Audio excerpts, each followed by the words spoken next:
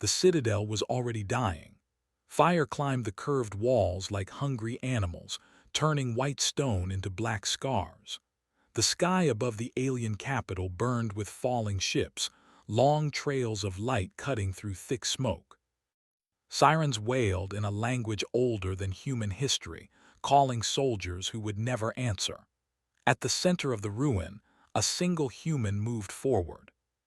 His name was Evan Cross, a soldier from Earth, sent as part of a small alliance force that had never been meant to fight a full war. His armor was cracked, one shoulder hanging loose. Blood ran down his arm, mixing with ash and rain. In his hand he held a broken blade, once sharp, now snapped near the middle from blocking an enemy strike. Every step hurt, but Evan kept walking. Behind him, the last human dropship burned on the landing platform. There was no escape, no backup. Only the mission that had been whispered in desperate alien councils: protect the princess, reach the inner gate, do not let the enemy take it. Evan did not fully understand what the inner gate was. No human did. The aliens spoke of it like a myth, a living heart buried beneath the palace. Some called it a weapon, others called it a guardian, a few called it a god. All Evan knew was that the enemy wanted it, and that the alien princess was the key. He found her at the end of a shattered hall, beneath a collapsed archway carved with glowing symbols. She lay against the wall, her long silver-blue hair spread across the floor like spilled light. One of her arms was twisted at an impossible angle. Dark violet blood stained her robes. She was breathing, barely. Evan dropped to one knee beside her, ignoring the pain screaming through his body. "Princess," he said softly. Her eyes opened. Large, luminous, and afraid, she tried to speak and failed. Her chest shook as she coughed, violet blood touching her lips. Evan quickly removed his helmet and pressed it near her mouth so she could breathe easier through the filters. "Easy," he said. "I'm here." She looked at him for a long moment, as if trying to decide if he was real. Then her hand closed weakly around his wrist. Her fingers were cold. "You came," she whispered, her voice thin but clear. "Of course," Evan said. "That was the job." "No," she said. "Not the job, the choice." He didn't answer. He didn't know what she meant. A distant explosion shook the hall. Dust fell from the ceiling. The enemy was close now, very close. The princess struggled to sit up, pain flashing across her face. Evan moved to support her, but she shook her head. "No time," she said. "Listen to me, human." She looked past him toward a massive sealed door at the end of the hall. It was unlike anything Evan had seen. The surface was smooth and organic, like bone mixed with metal. Soft light pulsed beneath it, slow and steady, like a heartbeat. "The inner gate," she said. Evan nodded. "That's what we're here for. Can you open it?" Her grip tightened on his wrist. "I can," she said, "but only once, and only in one of two ways." Evan frowned. "What does that mean?" She swallowed, gathering strength. "The gate is alive," she said. "It was grown, not built. It protects our world, but it demands a price. Royal blood binds it, my blood." Evan felt something cold settle in his chest. "What kind of price?" he asked. Her eyes met his. "Death," she said simply. Evan's jaw tightened. "No. There has to be another way." "There is," she said, "but no one has ever survived it." She gestured weakly toward the broken blade in his hand. "You may end me," she said. "Strike my heart. My death will awaken the gate fully. It will destroy everything outside this city." "The enemy, their ships, their armies." Evan stared at her in horror. "I'm not doing that," he said immediately. Her voice dropped to a whisper. "Or," she continued, "you may enter the gate." Evan followed her gaze to the living door. "Enter it how?" he asked. She hesitated. Fear flickered across her face, raw and honest. "By merging," she said. "Your mind, your body, your will. The gate will test you, break you, take everything you are." "And if I fail?" Evan asked quietly. "Then it will consume you," she said, "and close forever." Another explosion rocked the citadel. The lights flickered. From far away, Evan could hear the heavy steps of enemy walkers moving through the streets. Time was running out. Evan looked at the broken blade in his hand.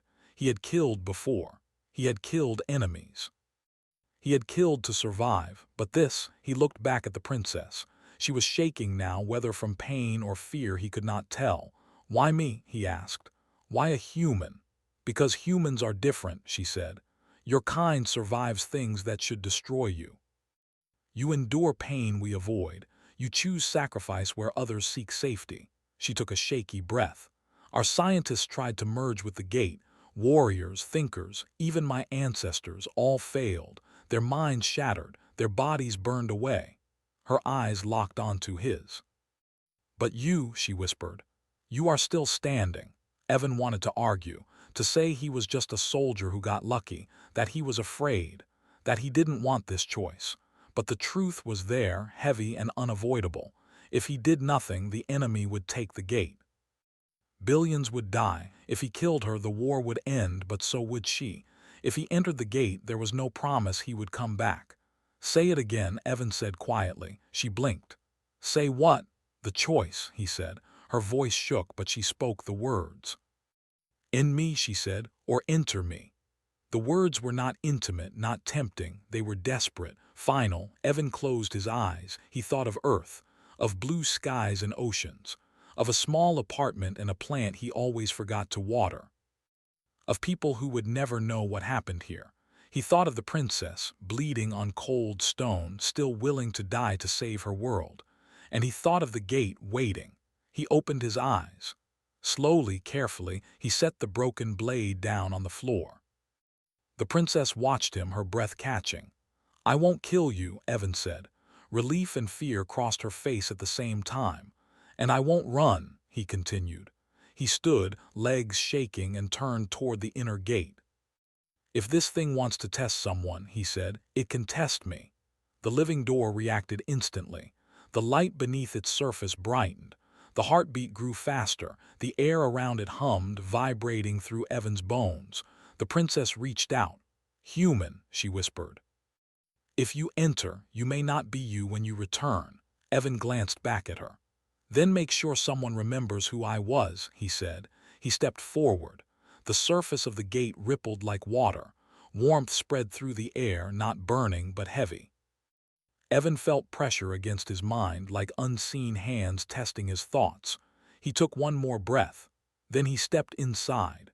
The gate closed behind him. The princess screamed his name as the light flared and the citadel shook, not with destruction but with awakening. Somewhere deep within the living heart of the world, humanity knocked on a door no species had ever opened before. Darkness did not take Evan Cross. Light did. It poured into him from every direction, white and blue, and colors his eyes could not name. It pressed against his skin, his bones, his thoughts. The moment he crossed the threshold of the inner gate, the world he knew vanished. There was no floor beneath his feet, no sky above his head. He was floating, suspended in something warm and alive. It felt like thick water mixed with air, carrying weight but also holding him gently, as if the gate itself was deciding whether to crush him or protect him. Evan tried to breathe. The air entered his lungs easily, though it tasted strange, like metal and rain. Then the pain came. It started in his chest, sharp and sudden, like a spear driven straight through his heart. His body arched as he cried out, but no sound escaped. The light wrapped around him, sinking into his skin. Images flooded his mind. He saw alien cities rising from oceans of crystal. He saw ancient wars fought before humans ever discovered fire. He saw kings and queens standing before the gate, offering blood, offering life, and being rejected. Their screams echoed through him. Evan clenched his fists. "No," he whispered, "not like this." The gate responded. Something touched his mind, not a voice, not words, a presence, old, vast, curious. It pressed against his thoughts, digging deeper, searching for weakness. Pain flared again. His memories began to surface without permission. The gate saw Earth. It saw Evan as a child, running through rain, laughing as his shoes filled with water. It saw his mother working late nights, tired but smiling. It saw the day he enlisted, fear hidden behind a straight back. It saw him holding dying friends on distant battlefields. It saw him keep moving when his body begged him to stop. The presence hesitated. The pain did not fade, but it changed. It became a test instead of an attack. Outside the gate, the world was burning. The princess lay where Evan had left her, the floor beneath her glowing faintly now. The inner gate pulsed with strong, steady light, sending vibrations through the citadel. Ancient systems long thought dead flickered back to life. Alien soldiers stared in disbelief as walls reshaped themselves, sealing breaches, forming barriers of living metal. Defensive towers rose from beneath the streets, aiming toward the sky. But the enemy did not retreat. Their fleet descended lower, weapons charging. Massive walkers pushed through ruined districts, firing into the heart of the capital. Inside the command chamber, surviving alien leaders watched the readings with fear. "The gate is active," one said, "but unstable." Another turned to the princess, her voice shaking. "Where is the human?" She did not answer. She was barely conscious, her body weakening as the gate drew power through her bloodline. Pain rippled through her veins like fire. She felt Evan's presence faintly, like a distant star, alive but suffering. Inside the gate, Evan screamed again. The presence tightened around him. It showed him visions of failure. He saw himself breaking, his mind tearing apart under the weight of the gate. He saw the enemy overrunning the planet. He saw the princess dying alone. Then the presence pushed harder. "Why do you endure?" The question was not spoken, but Evan felt it clearly. "I don't know," he gasped. "I just do." The gate pushed deeper, searching for purpose, for reason, for something logical. Evan had none. He only had choice. "I didn't come here to be special," he said through clenched teeth. "I came because someone had to." The pressure paused. The gate showed him another vision. Human soldiers standing against impossible odds. Civilians protecting strangers. Doctors working until their hands shook. Humans refusing to give up even when hope was gone. The gate had seen many species, none like this. The presence loosened slightly. Connection formed. Evan felt it, not control, not ownership, but partnership. The gate did not bow to him. It opened itself cautiously, like a massive creature allowing a small one to touch its heart. Energy surged through him. His pain did not vanish, but it became manageable, like a storm he could lean into instead of being torn apart by. Evan's body glowed faintly as living patterns spread across his skin, sinking beneath flesh and bone. His heartbeat matched the gate's rhythm. Outside, the citadel shook as the gate's defenses activated fully.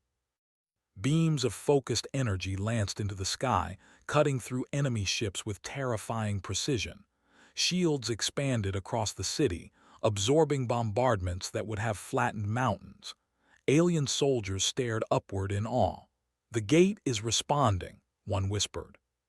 To the human, the enemy fleet hesitated. Then they adapted. They focused fire on the inner gate itself. Massive cannons locked on, charging for a final strike. Inside the gate, Evan felt the danger instantly. The presence recoiled, sensing damage. Evan did not wait. "Route power to the shields," he said aloud, not knowing if the gate could hear words. It responded anyway. Energy shifted. Shields strengthened. The impact rocked the citadel but did not break it. Evan's knees buckled as the strain doubled. Blood ran from his nose. His vision blurred. "You want to test me?" he growled. "Fine." He pushed back, not with strength but with will. He remembered every time he had been told to stop and hadn't. Every time his body failed and he dragged it forward anyway. He offered that stubborn refusal to the gate. The presence reacted, surprised, almost cautious. It had tested for power. Humans offered endurance. The princess cried out as pain tore through her again. The gate was drawing more energy now, and she was the bridge. "Stop," she whispered weakly.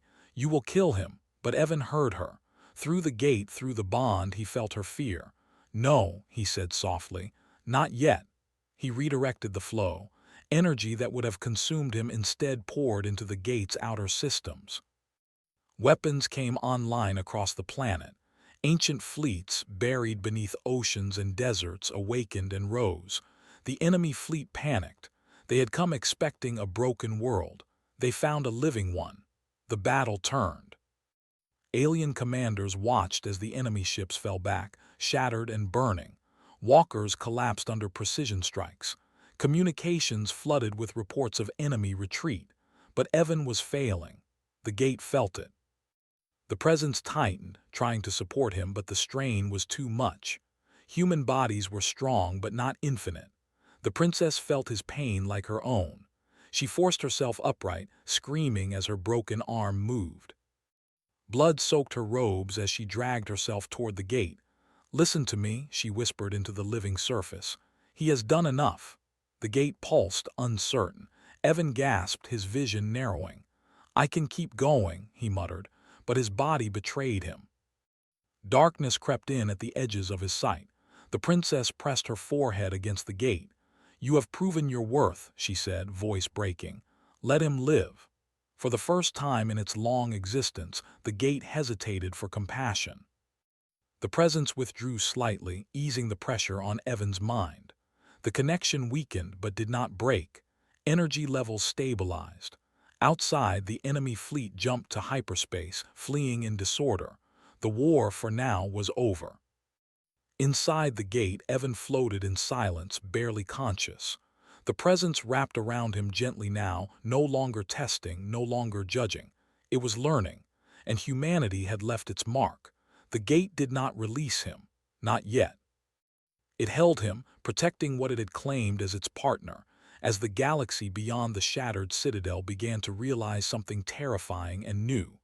Humans were not meant to rule ancient powers. They were meant to survive them. Silence followed the battle. Not the peaceful kind, but the heavy silence that comes after something vast has moved and settled. The sky above the alien capital was no longer burning. Broken ships drifted like dark shadows, slowly falling apart as emergency systems failed. Smoke thinned. Fires dimmed. The world was still alive. Inside the citadel, the inner gate glowed softly, its light steady and calm. Ancient systems across the planet returned to rest, as if a great guardian had opened one eye, judged the danger gone, and chosen to sleep again. Alien soldiers stood in the streets, exhausted and stunned. Many knelt, pressing their hands to the ground in relief. Others simply stared at the palace, unable to understand what had happened. They all asked the same question: where is the human? The princess lay at the base of the gate, her strength almost gone. Medics surrounded her, working carefully, afraid to disturb the living surface behind her. Her injuries were severe, but she was alive. Barely. She did not let herself rest. Her eyes remained fixed on the gate. She could still feel him, faint, warm, present. Evan Cross did not wake. Inside the gate, he floated in darkness once more, but it was different now. The pain had faded to a distant ache. The crushing pressure was gone. What remained was awareness. He felt held. The presence was there, vast and quiet. It no longer searched him. It no longer tested. It simply existed beside him, like an ocean that had accepted a stone into its depths. Time had no meaning here. Evan drifted between thoughts and memories. Sometimes he dreamed of Earth. Sometimes he saw alien stars. Sometimes he felt the gate learning from him, slowly, carefully. Endurance, adaptation, refusal to surrender. These things flowed naturally from him, not as lessons, but as facts of being human. The presence responded in its own way. It showed him balance, patience, long memory. Together they existed. Outside, days passed. The enemy did not return. Across the galaxy, signals spread faster than fear. A world once marked for conquest had awakened an ancient defense and driven back a superior fleet. Worse, it had done so with a human at its center. Humanity's name began to change meaning. Back on the planet, alien leaders gathered in the palace council chamber, now repaired by living structures that reshaped themselves at need. "The gate is stable," one said. "But the human remains inside." Another lowered their crest in respect. "No one has ever remained so long." The The princess stood before them, supported but unbowed. "He is alive," she said firmly. "You cannot know that," one replied gently. "I do," she said. "I feel him." They fell silent. Finally, the eldest among them spoke.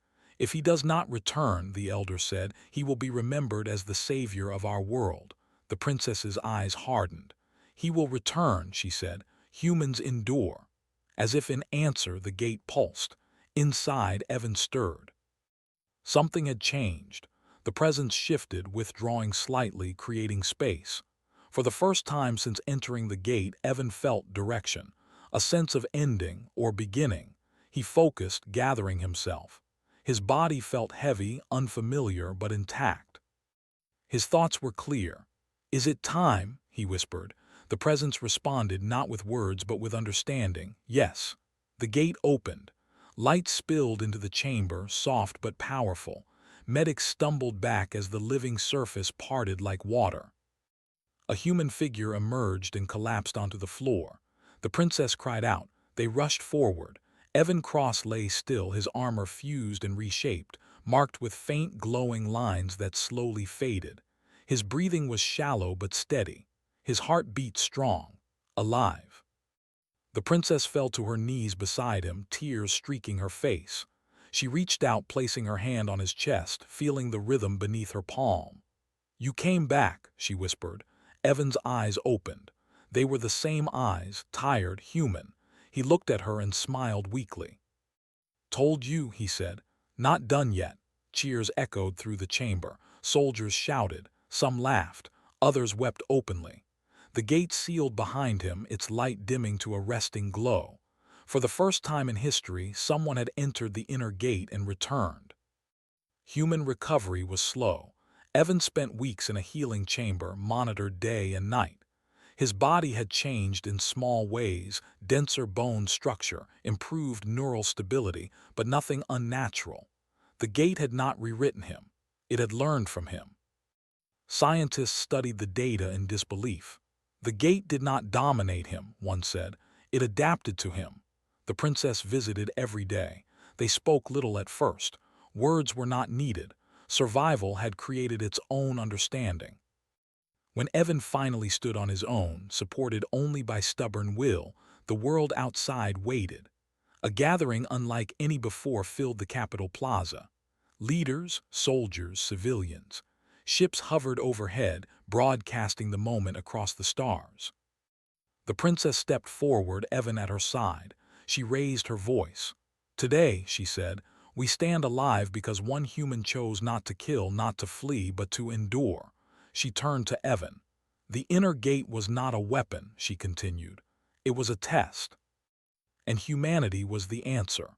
Across the galaxy, the message spread.